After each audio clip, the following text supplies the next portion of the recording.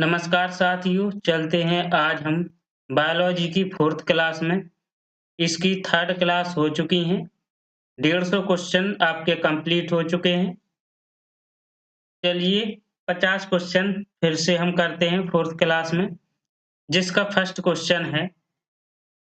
जो अभी इस चैनल पर न्यू हों तो सब्सक्राइब कर लें और लाइक कर लें। फर्स्ट क्वेश्चन है, ऊतक ग्रंथियों का निर्माण करते हैं। मांसपेशी करते हैं, संयोजी करते हैं, वाहिका या तंत्रिका। तो कौन करते हैं? तो ऊतक ग्रंथियों का निर्माण वाहिका करते हैं। कौन? वाहिका ऊतक ग्रंथियों का निर्माण करते हैं। ये ग्रुप डी में क्वेश्चन आया था 2018 में। देखिए ये क्वेश्चंस रेलवे से ज़्यादा संबंधित हैं, लेकिन ये साइंस है, तो ये किसी में भी क्वेश्चन पूछा जा सकता है इस प्रकार का। तो ये सभी लोग तैयारी कर सकते हैं साइंस की। इसमें रेलवे एनटीपीसी यानी आरआरबी, एनटीपीसी है, एसएससी है, जेई है, ग्रुप डी है, आरपीएफ है, आरपीएफ कांस्टेबल है और आरपीएफ एसआई है, टेक्नीशियन है। ठीक है, इन पर आप ज़्यादा अमल करना। अगला नेक्स्ट क्वेश्चन है, निम्नांकित चित्र में ए और बी दोनों ही पौधों में पाए जाने वाले ऋणोतकों को दर्शाते हैं, फिर भी उनकी संरचनाएं अलग क्यों हैं? फर्स्ट ये दिया है, सेकंड ये दिया है। देखते हैं विकल्प। फर्स्ट है ए अनुदैर्ध्य काट, बी क्या है? तिर्यक काट, अनुदैर्ध्य काट, अनुप्रस्थ काट, अरीय काट, अनुप्रस्थ काट, अनुप्रस्थ काट और अनुदैर्ध्य काट। तो कौन सा विकल्प सही हो जाएगा? ऑप्शन नंबर डी इसका करेक्ट आंसर हो जाएगा। अनुप्रस्थ काट होता है ए नंबर में क्या है? अनुप्रस्थ काट, और बी नंबर में क्या है? अनुदैर्ध्य काट। ग्रुप डी में ये क्वेश्चन पूछा गया था, क्योंकि अनुप्रस्थ जो काट होता है, जो ऋणोतकों के अनुप्रस्थ काट, और बी प्रदर्शित करता है अनुदैर्ध्य काट को। ये दृढ़ ऊतक परिपक्व कोशिकाएं निर्जीव होती हैं। कैसी होती हैं? ये दृढ़ ऊतक होते हैं जो परिपक्व क्या होते हैं? परिपक्व कोशिकाएं। परिपक्व कोशिकाएं निर्जीव होते हैं, निर्जीव होते हैं। अगला नेक्स्ट क्वेश्चन है, पुराने जाइलम में किस प्रकार के अपशिष्ट उत्पादों को संग्रहित किया जाता है? वृद्धि संवर्धक पदार्थ को, रेजिन और गोंद को, यूरिक अम्ल को, अमोनिया, यूरिया और अमीनो अम्ल को। किसको किया जाता है? तो किसको किया जाता है? रेजिन और गोंद को। किसको? रेजिन और गोंद को। ऑप्शन नंबर बी इसका करेक्ट आंसर हो जाएगा। पुराने जाइलम में, किसमें? पुराने जाइलम में जो अपशिष्ट उत्पाद होते हैं संग्रहित किया जाता है, तो किसको? रेजिन और गोंद को। अगला नेक्स्ट क्वेश्चन है, पादपों में अपशिष्ट उत्सर्जन की प्रक्रिया के संबंध में निम्न में से कौन सा कथन सही है? कौन सा कथन सही है? ऑप्शन नंबर डी इसका करेक्ट आंसर है। कुछ पौधों में अपशिष्ट उत्पाद राल यानी रेजिन, राल को क्या कहते हैं? रेजिन के रूप में संचित होते हैं। तो क्या कह रहा है? पादप क्या होते हैं? प्लांट यानी पौधे, पौधों से संबंधित है। तो कुछ पौधों में अपशिष्ट उत्पाद क्या? अपशिष्ट उत्सर्जन की प्रक्रिया के संबंध में। तो अपशिष्ट उत्पाद के रूप में संचित होते हैं। तो ऑप्शन नंबर डी इसका करेक्ट आंसर हो जाएगा। अगला है एक कटी हुई टहनी। कौन सी? एक कटी हुई टहनी को रंगीन पानी में रखा जाता है, जैसे कि नीचे दिए गए चित्र में दिखाया गया है। कुछ घंटों के बाद जब टहनी काट दी जाएगी तो वह कैसी दिखेगी? रंगीन ऊतक कहाँ पाया जाता है? अगला ये इसका चित्र क्या है? ये है चित्र ए की तरह है, चित्र डी की तरह है, चित्र सी की तरह है, चित्र बी की तरह है। तो चित्र है ए, ये क्या? रंगीन। क्या है? रंगीन, रंग भरा हुआ है। चित्र बी है, इसमें थोड़ा रंग है। चित्र सी है, रंगहीन। क्या है? ये चित्र डी क्या है? इसकी परत पर रंगीन है, बाहरी परत पर रंगीन है। इसमें क्या कहा था उसने? उसने कहा था कि कुछ घंटों बाद जब टहनी काट दी जाती है तो वह कैसी दिखेगी? कैसी दिखेगी? किस प्रकार की दिखेगी? तो इसमें इसका आंसर क्या है? चित्र ए की तरह दिखेगी। किसकी तरह? चित्र ए की तरह दिखेगी, यानी रंगीन। ऑप्शन नंबर ए इसका करेक्ट आंसर हो जाएगा। अगला नेक्स्ट क्वेश्चन है पौधों की पत्तियों द्वारा तैयार भोजन को फ्लोएम के माध्यम से पौधे के किन भागों तक पहुंचाया जाता है? मतलब भोजन को फ्लोएम के माध्यम से पहुंचाया जाता है। किसके माध्यम से? फ्लोएम के माध्यम से। पौधों की पत्तियों द्वारा। किसके द्वारा? पौधों की पत्तियों द्वारा जो भोजन तैयार होता है, जो भोजन पौधे अपनी पत्तियों द्वारा भोजन को तैयार करते हैं और फ्लोएम के माध्यम से पौधों के कई भागों तक पहुंचाते हैं। तो कहाँ? केवल बीज और विभवजोतकों, केवल जड़ों और बीजों तक, जड़ों और फलों तक, जड़ों, बीजों, फलों और विभवजोतकों तक। तो कौन सा ऑप्शन है? ऑप्शन नंबर डी इसका करेक्ट आंसर हो जाएगा। जड़ों तक, जड़ों, बीजों तक, फलों तक और विभवजोतकों तक। अगला नेक्स्ट है कौन सी आकृति फ्लोएम में भोजन की गति का सही निरूपण करती है? Option A, option C, option में डी और बी। तो कौन सा है? ए है, बी है, सी है, डी है। फ्लोएम में भोजन की गति का सही निरूपण कौन करती है? ऑप्शन नंबर बी इसका करेक्ट आंसर है। ये कौन सा? सी नंबर का। ये करता है कौन? सही निरूपण फ्लोएम में भोजन की गति का सही निरूपण ये करता है। कहाँ-कहाँ करता है? जड़ों में, बीजों में, विभवजोतकों में। अगला नेक्स्ट क्वेश्चन है इनमें से किस प्रकार की कोशिकाएं पादपों में संवहनी ऊतक का भाग नहीं है? किसका नहीं है? संवहनी ऊतक का भाग नहीं है।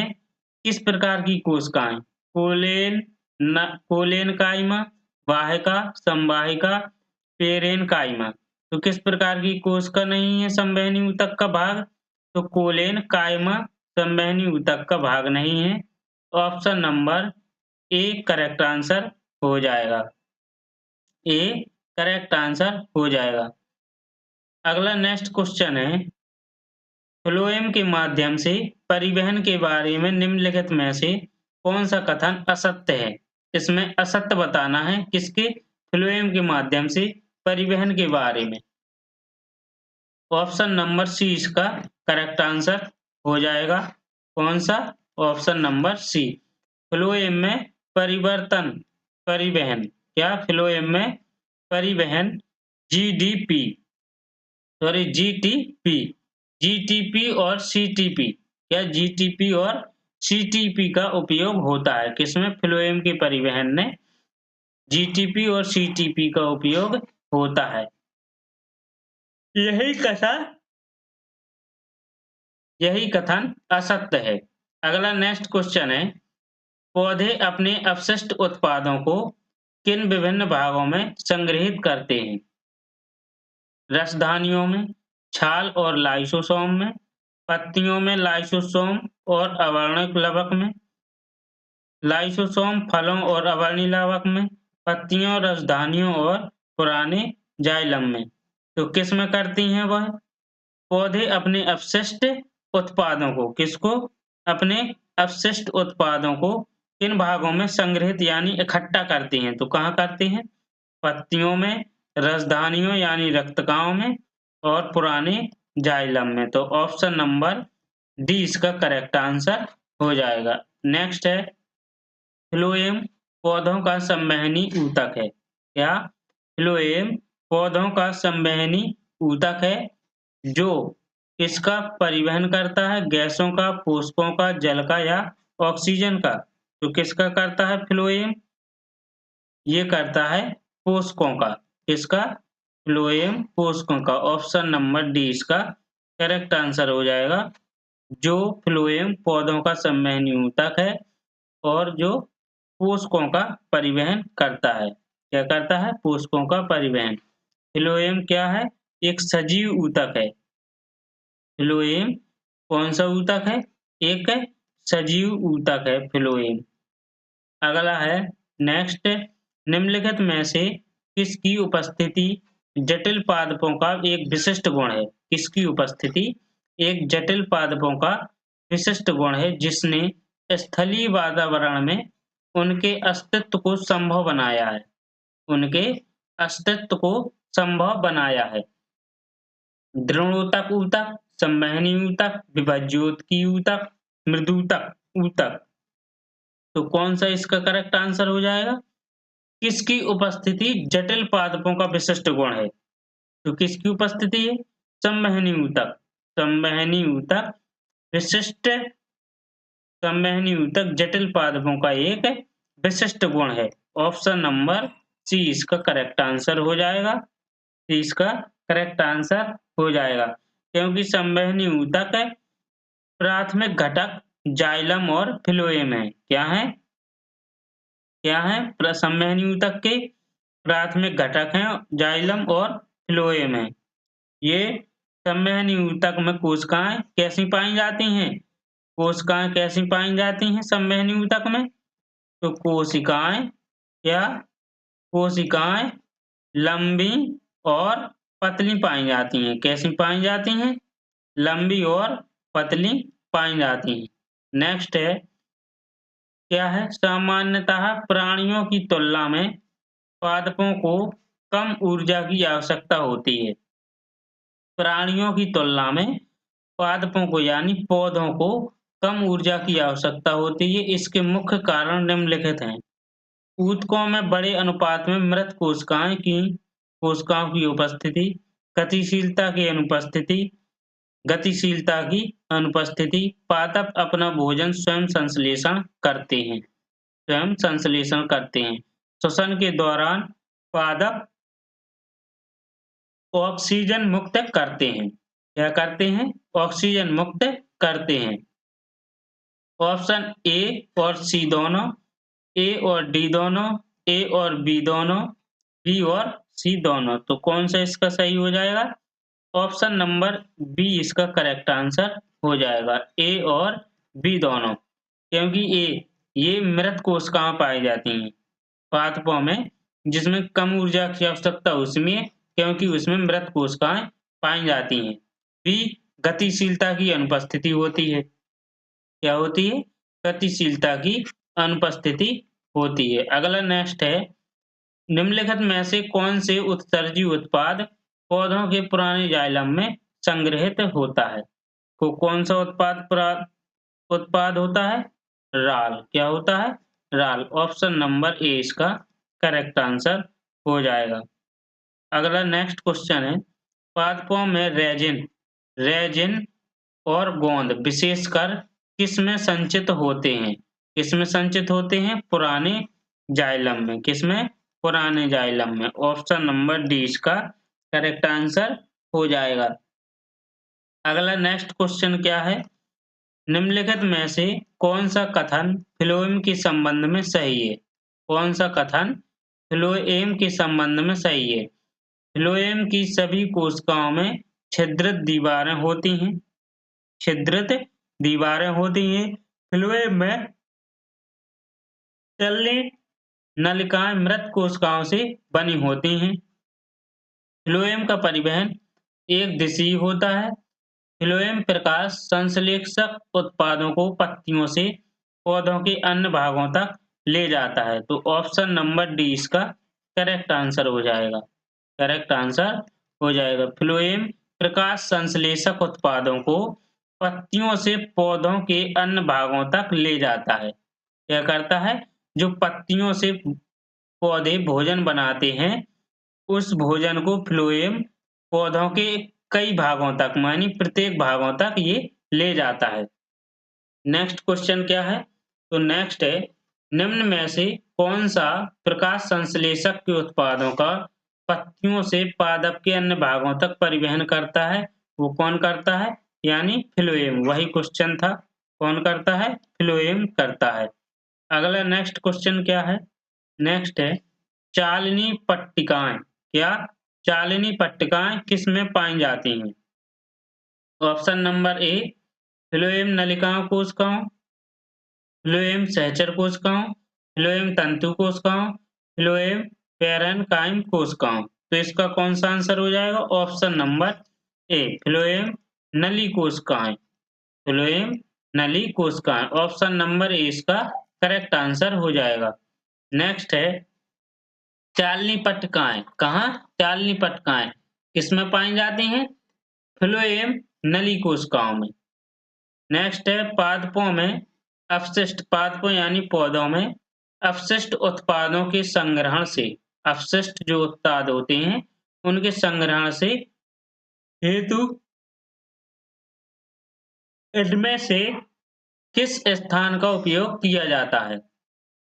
रक्षक कोशिकाएं, फ्लोएम फाइबर, वास्तविक और उल्टा, मूल रोम। तो किसमें पाई जाती हैं? ये पाई जाती हैं वास्तविक और उल्टा, यानी वास्तविक और उल्टा होता है। कैसा होता है? वास्तविक और उल्टा इसका उपयोग किया जाता है। अगला नेक्स्ट क्वेश्चन है, निम्नांकित आरेखों में नीले तीर जाइलम वाहिकाओं के माध्यम से परिवहन को निरूपित करते हैं और लाल तीर फ्लोएम वाहिकाओं के माध्यम से परिवहन को निरूपित करते हैं। क्या करते हैं? लाल तीर फ्लोएम वाहिकाओं के माध्यम से परिवहन को निरूपित करते हैं और नीले तीर जाइलम वाहिकाओं के माध्यम से परिवहन को निरूपित करते हैं। तो कौन सा आरेख पौधे के तने में परिवहन की सही दिशा का निरूपण करता है? इन दोनों में से कौन सा जो आरेख है, यानी कौन सा आरेख पौधों के तने में परिवहन की सही दिशा दिखलाता है? तो कौन सा आरेख है? वो है option number B correct answer है। चित्र नंबर बी इसका, चित्र नंबर बी इसका करेक्ट आंसर हो जाएगा। ये सही निरूपित करता है। नेक्स्ट है, जाइलम का इनमें से कौन सा घटक जल के परिवहन में कार्य नहीं करता है? ए है जाइलम मृदुता, सी है जाइलम तंतु, बी है जाइलम वाहिका और डी है जाइलम वाहिकाएं। तो कौन सा ऑप्शन? जाइलम तंतु। ऑप्शन नंबर सी इसका करेक्ट आंसर हो जाएगा। जाइलम तंतु कौन घटक जल के परिवहन में कार्य नहीं करता है? कौन नहीं करता है? जाइलम तंतु। जाइलम जटिल ऊतक का उदाहरण है। ये क्या है? जाइलम जटिल ऊतक का उदाहरण है। किसका है? जटिल ऊतक का, जटिल ऊतक का उदाहरण है। क्या है? जटिल ऊतक का उदाहरण है। अगला नेक्स्ट क्वेश्चन है, किस यानी रिक्त स्थान दिया है, रूट एपेक्स की लगातार विभाजित होने वाली कोशिकाओं द्वारा दर्शाया गया है। अंकुरण, हार्मोनल परिपक्वता, मेरिस्मेटिक विकास। क्या? मेरिस्मेटिक विकास। तो इसका ऑप्शन कौन सा हो जाएगा? ऑप्शन नंबर बी इसका करेक्ट आंसर हो जाएगा। क्या हो जाएगा? परिपक्वता। क्या हो जाएगा? परिपक्वता। नेक्स्ट क्वेश्चन क्या है? नारियल के छिलके में मौजूद कौन सा ऊतक उसे कठोर और दृढ़ बना के बनाता है? नारियल के छिलके में क्या कह रहा है? छिलके में ऐसा कौन सा ऊतक है जो उसे कठोर और दृढ़ बना के बनाता है?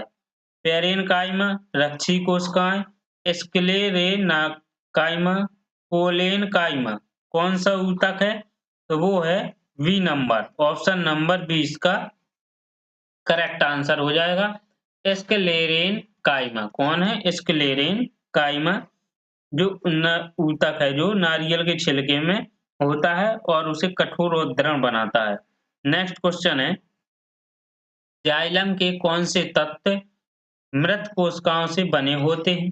कौन से तत्व हैं जो मृत कोशिकाओं से बने होते हैं और फिर भी पौधों में जल और खनिजों के परिवहन के लिए उत्तरदायी होते हैं? तो कौन है? वाहिनिका और वाहिका। कौन है? वाहिनिका और वाहिका। ऑप्शन नंबर सी इसका करेक्ट आंसर हो जाएगा। जाइलम 4 अलग-अलग प्रकार की कोशिकाओं से बना होता है। जो जाइलम होता है ये अलग-अलग प्रकार की कोशिकाओं से बना होता है।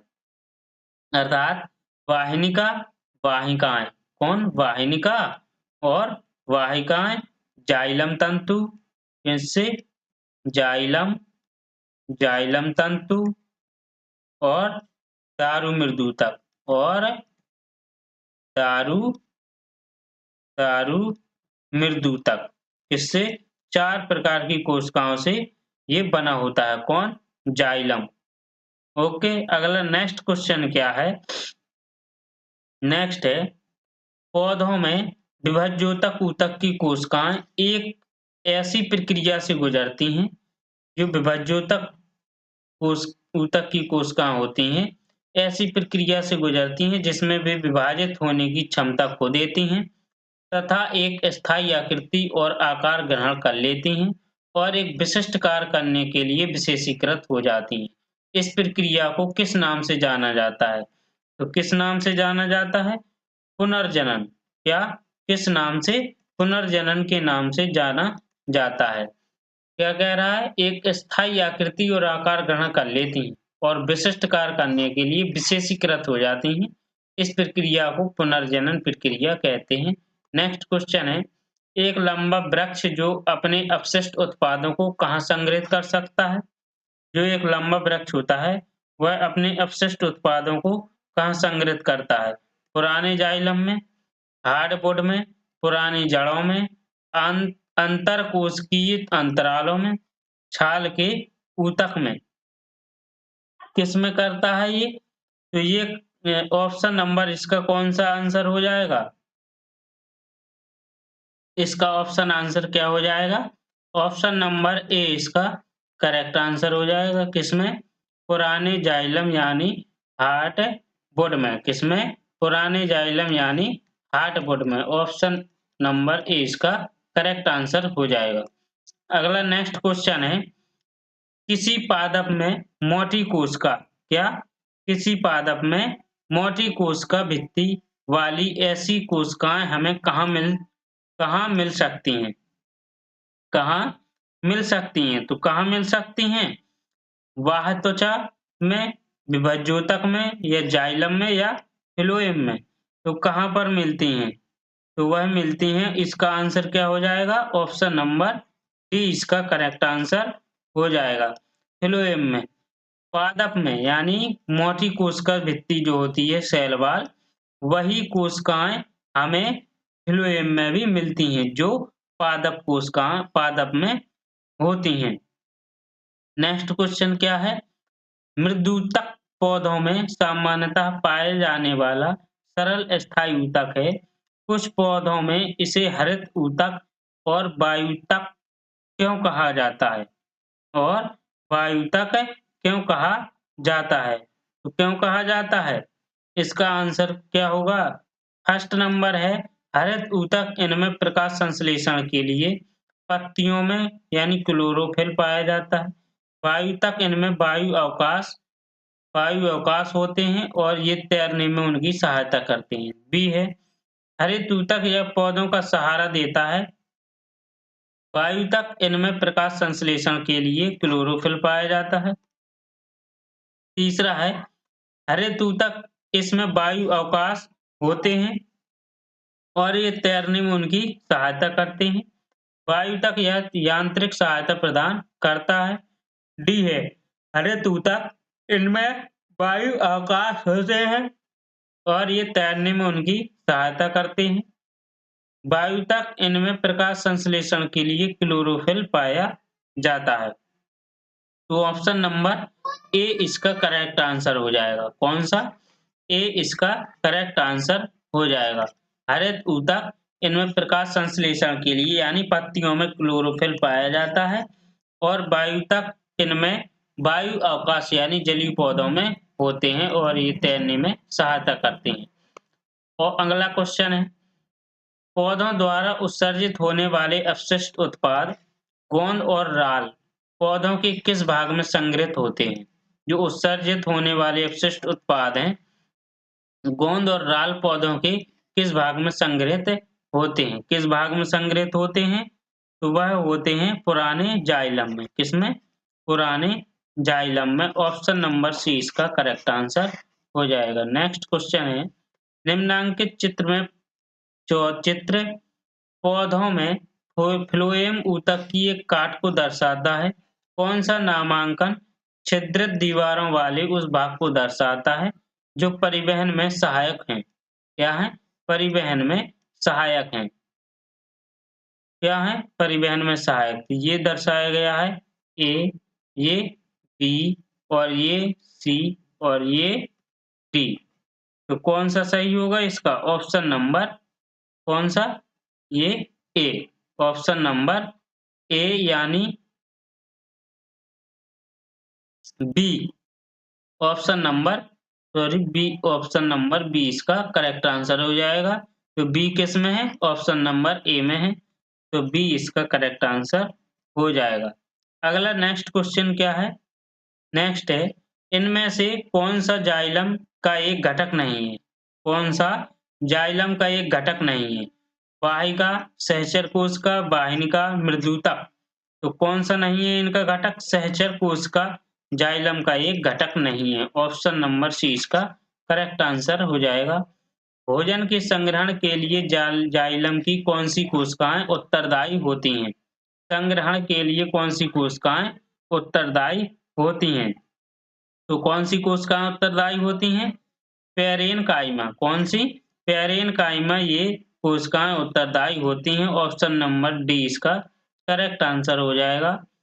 पादपों में, किसमें? पादपों में उत्सर्जन की प्रक्रिया के संबंध में इनमें से कौन सा कथन गलत है पूछ रहा है। तो कौन सा कथन? ये अपशिष्ट उत्पाद पुराने जाइलम में राल यानी रेजिन और गोंद के रूप में संचित हो सकते हैं। अपशिष्ट उत्पाद प्रकाश संश्लेषण के अपशिष्ट उत्पाद स्टार्च के रूप में संचित होते हैं। तो कथन गलत। कौन सा गलत?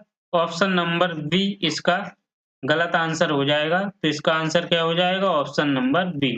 प्रकाश संश्लेषण के अपशिष्ट उत्पाद होते हैं जो स्टार्च के रूप में संचित होते हैं, ये गलत है। तो प्रकाश संश्लेषण संचित होते हैं, ये कथन गलत है। जो पादप होते हैं, पादपों में उत्सर्जन की प्रक्रिया जो होती है वो सही है। अगला नेक्स्ट क्वेश्चन क्या है?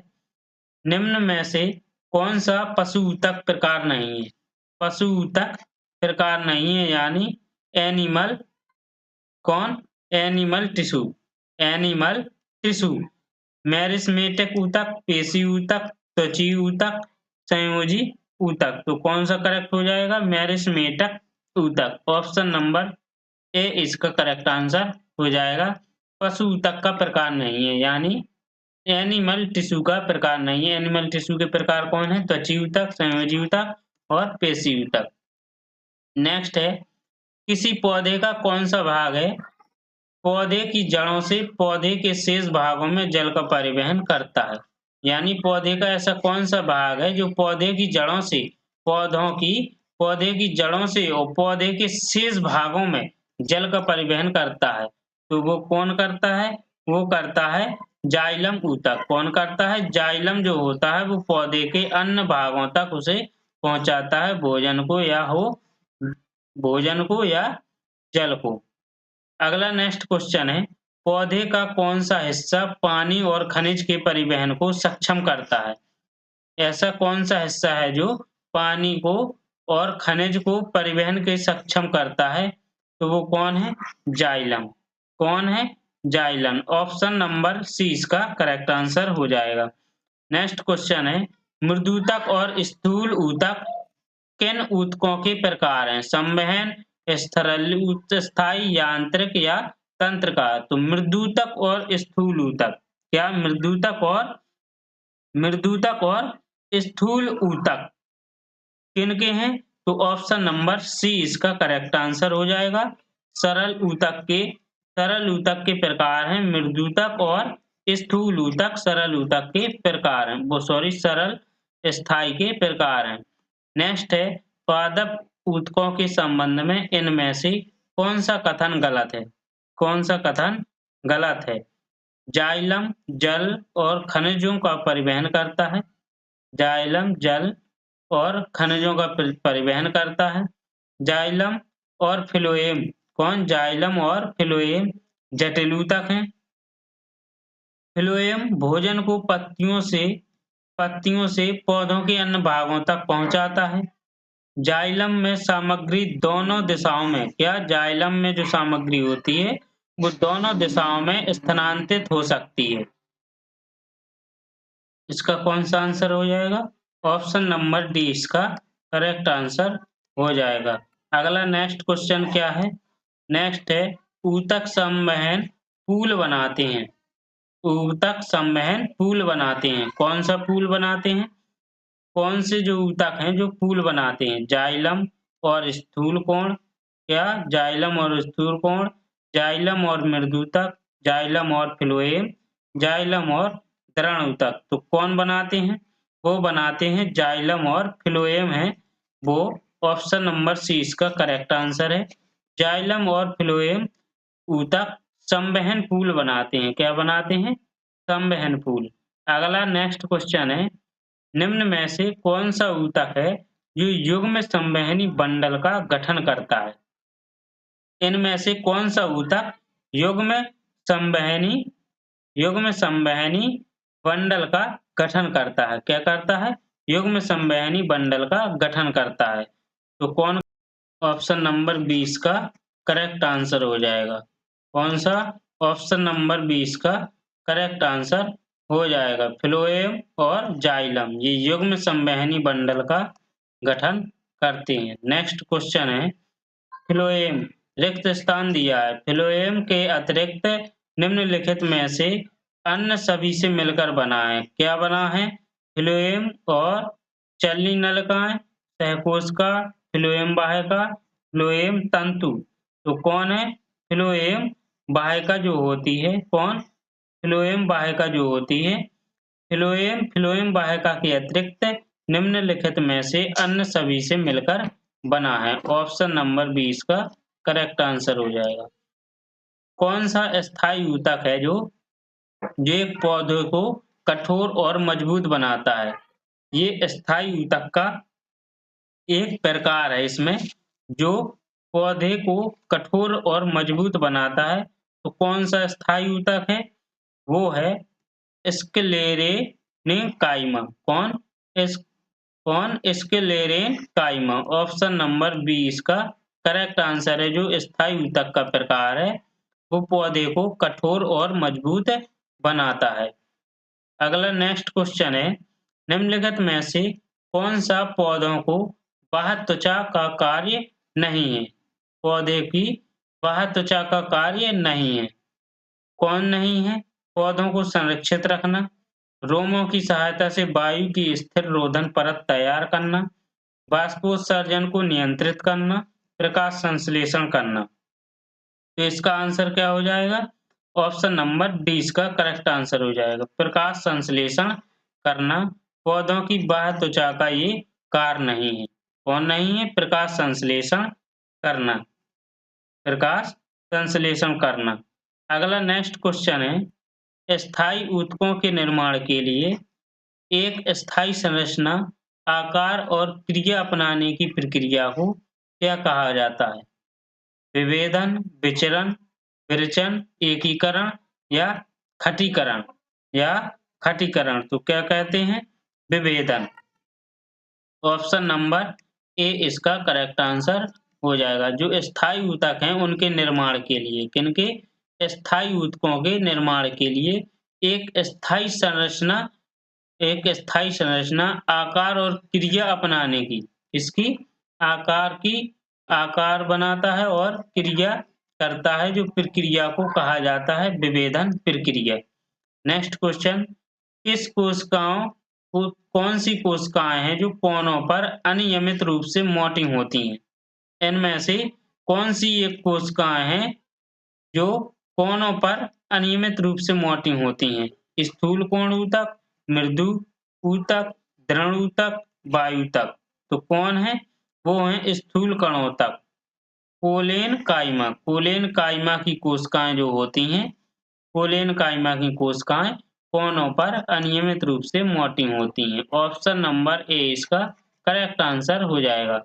नेक्स्ट क्वेश्चन है, पौधों में लचीलापन, किसमें? पौधों में लचीलापन, रिक्त स्थान दिया है, ये ऊतक के कारण होता है। किसके कारण? पौधों में लचीलापन किसके कारण होता है? तो वो होता है कोलेन काइमा के कारण। कोलेन काइमा के कारण पौधों में लचीलापन होता है। तो ऑप्शन नंबर सी इसका करेक्ट आंसर हो जाएगा। ये इम्पोर्टेंट है। क्या है? Important questions. कोलेन काइमा के कारण पौधों में लचीलापन होता है। निम्नलिखित में से किन ऊतकों में कोशिकाएं जीवित होती हैं? किन ऊतकों में कोशिकाएं जीवित होती हैं? Parenchyma, aerenchyma, sclerenchyma, collenchyma. तो किन में होती हैं? कोलेनकाइमा में जीवित होती हैं। नेक्स्ट क्वेश्चन क्या है? इसका आंसर क्या है? ऑप्शन नंबर डी इसका करेक्ट आंसर हो जाएगा। कोलेनकाइमा ऊतक की कोशिकाएं किस कोनों से इसमें कोनों पर मोटी होती हैं? पेक्टन और काइटिन, सेलुलोज और पेक्टिन, सुबेरिन और सेलुलोज, लिग्निन और कटिन। तो किसमें? सेलुलोज और पेक्टिन। इसमें सेलुलोज और पेक्टिन में। ऑप्शन नंबर सी इसका करेक्ट आंसर हो जाएगा। सेलुलोज और पेक्टिन से कोनों पर मोटी होती हैं। कौन? कोलेनकाइमा ऊतक की कोशिकाएं। नेक्स्ट क्वेश्चन, खाली स्थान दिया है, रिक्त स्थान। ऊतक में कोशिकाएं जीवित होती हैं, यानी ऐसा कौन सा ऊतक है जो कोशिकाएं जीवित होती हैं, लंबी और कोनों पर अनियमित रूप से मोटी होती हैं? लंबी और कोनों पर अनियमित रूप से मोटी होती हैं, तो कौन है वो? कोलेनकाइमा। ऑप्शन नंबर सी इसका करेक्ट आंसर हो जाएगा। अगला नेक्स्ट क्वेश्चन, सीव ट्यूब और सहकोशिकाएं मुख्य रूप से किसके संचरण के लिए उत्तरदायी होती हैं? तो किसके संचरण के लिए उत्तरदायी होती हैं? पौधों में भोजन। इसमें पौधों में भोजन। ऑप्शन नंबर सी इसका करेक्ट आंसर हो जाएगा। आपके 50 क्वेश्चंस कंप्लीट हुए। डेली क्लासेस चलती है, आपके 50 क्वेश्चंस चलते हैं, तो इस क्लासों को अटेंड करें और डेली देखें क्लास को। आपके 8000 क्वेश्चंस पूरे कर दिए जाएंगे 30 से 35 दिन में। तो जिन्होंने अभी तक सब्सक्राइब नहीं किया है तो वो सब्सक्राइब कर लें और लाइक कर लें। सब्सक्राइब कर लें, लाइक कर लें, अपने ग्रुपों में शेयर कर दें। ओके।